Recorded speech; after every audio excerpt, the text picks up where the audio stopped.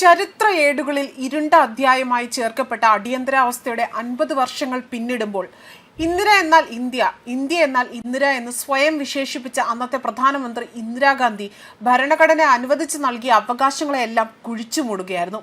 കണ്ണിൽ കണ്ടവരെ എല്ലാം പിടിച്ചു അവർ തുറങ്കലിലടച്ചു. ഇന്ത്യക്കാർ ഒരിക്കലും മറക്കില്ല ഈ ഒരു ദിനം. ഇന്നും ഭരണഘടനയോടും അത് കയ്യിൽ പൊക്കിപ്പിടിച്ച് ലോക്സഭയിൽ നിരന്തരം വാദിക്കുന്ന പ്രതിപക്ഷ നേതാവിനോടും ഒരു ചോദ്യം. ആർട്ടിക്കിൾ 370 അനുച്ഛേദം എടുത്തു കളഞ്ഞ് കാശ്മീർ ജനതയ്ക്ക് അവർക്ക് സ്വാതന്ത്ര്യം നേടി നൽകിയപ്പോൾ നിങ്ങളൊന്നും മിണ്ടിയില്ല. എന്നാൽ ഇപ്പോൾ രോക്ഷാകുലരായി പ്രധാനമന്ത്രി നരേന്ദ്രമോദി അടക്കം NDA സർക്കാരിനെ അടക്കം വിമർശിക്കുന്നു. എന്തുകൊണ്ട് നിങ്ങളുടെ മുത്തശ്ശി ചെയ്ത അനീതിയെ ബോധപൂർവം നിങ്ങൾ വിസ്മരിക്കുന്നു? അല്ല, അത്തരത്തിൽ ഇവിടുത്തെ ഓരോ ഇന്ത്യക്കാരനും നിങ്ങളുടെ മുഖത്ത് വിരൽ ചൂണ്ടിക്കൊണ്ട് തന്നെ ചോദിക്കും.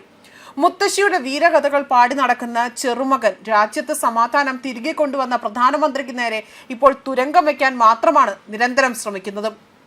മാത്രമല്ല, വിദേശ രാജ്യങ്ങളിൽ പോയി ഇന്ത്യ വിരുദ്ധത മാത്രം വിളമ്പുകയാണ് ചെയ്യുന്നതെന്നും ആക്ഷേപവും പൊതുജനം ഉയർത്തിക്കാട്ടുന്നുണ്ട്. CPM-കാരും DMK-കാരും ജനതാദളുകാരും ഒക്കെ എന്നുവേണ്ട അടിയന്തരാവസ്ഥയെ എതിർക്കുന്നു എന്ന് അവകാശപ്പെട്ടവരെല്ലാം തന്നെ ഇപ്പോൾ ഭരണഘടന പൊക്കിപ്പിടിച്ച് നടക്കുന്നു. എന്നാൽ അടിയന്തരാവസ്ഥയിൽ ഭരണഘടന എവിടെയായിരുന്നു? കണ്ടവരുണ്ടോ? അല്ലെങ്കിൽ കേട്ടവരുണ്ടോ? ഭരണഘടന അനുവദിച്ചു നൽകിയ അവകാശങ്ങളെല്ലാം തന്നെ അവർ കുഴിച്ചു മൂടി. ചിന്തിക്കാനും ചിരിപ്പിക്കാനും ഒക്കെ തന്നെ, അല്ലെങ്കിൽ ചലിപ്പിക്കാനുമുള്ള സ്വാതന്ത്ര്യം പോലും നിഷേധിക്കുകയായിരുന്നു. ഭാരത് മാതാ കി ജയ്, മഹാത്മാഗാന്ധി കി ജയ് എന്ന മുദ്രാവാക്യം പരസ്യമായി മുഴക്കിയതിന് പോലും സ്വാതന്ത്ര്യമില്ലായിരുന്നല്ലോ ആ കാലഘട്ടത്തിൽ. ആ മുദ്രാവാക്യം വിളിച്ചതിനായിരുന്നുവല്ലോ നൂറുകണക്കിന് ആളുകളെ അറസ്റ്റ് ചെയ്തുകൊണ്ട് തന്നെ ജയിലിൽ അടച്ചതും.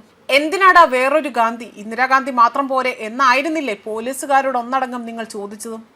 ഇതിനൊക്കെ ആർക്കും ഒരു മറുപടിയും ഇന്ന് ഈ ഒരു നിമിഷം പറയാനില്ല. പ്രത്യേകിച്ച് കോൺഗ്രസുകാർക്കോ അല്ലെങ്കിൽ പ്രതിപക്ഷ നേതാവ് രാഹുൽ ഗാന്ധിക്കോ ഒന്നും മിണ്ടാനില്ല. അതേസമയം ഇപ്പോൾ അടിയന്തരാവസ്ഥയിലെ ഇരകൾക്ക് ആദരാഞ്ജലി അർപ്പിച്ചുകൊണ്ടാണ് ബുധനാഴ്ച കേന്ദ്ര മന്ത്രിസഭാ യോഗം ഹ്രസ്വമായ മൗനം ആചരിക്കുകയും അവരുടെ ത്യാഗങ്ങളെ അനുസ്മരിക്കുകയും അല്ലെങ്കിൽ ആദരിക്കുകയും ചെയ്തത്.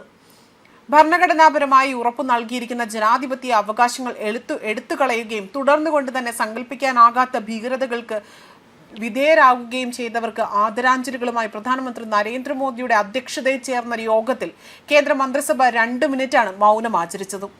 1974 നവനിർമ്മാൺ ആന്തോളൻ, സമ്പൂർണ്ണ ക്രാന്തി അഭിയാൻ എന്നിവയെ തകർക്കാനുള്ള ശക്തമായ ശ്രദ്ധയോടെ അല്ലെങ്കിൽ ആ ശ്രമത്തോടെ തന്നെ ആരംഭിച്ച അടിയന്തരാവസ്ഥയെയും ഇന്ത്യൻ ഭരണഘടനയുടെ ആത്മാവിനെ അട്ടിമറിക്കാനുള്ള അതിൻ്റെ ശ്രമത്തെയും ധീരമായി ചെറുത്ത എണ്ണമറ്റ വ്യക്തികളുടെ ഒക്കെ തന്നെ ത്യാഗങ്ങളെ അനുസ്മരിക്കുകയും ആദരിക്കുകയും ചെയ്യാൻ കേന്ദ്ര മന്ത്രിസഭ തീരുമാനിച്ചതായി വാർത്താ വിതരണ പ്രക്ഷേപ മന്ത്രി അശ്വിനി വൈഷ്ണവാണ് വ്യക്തമാക്കിയത്.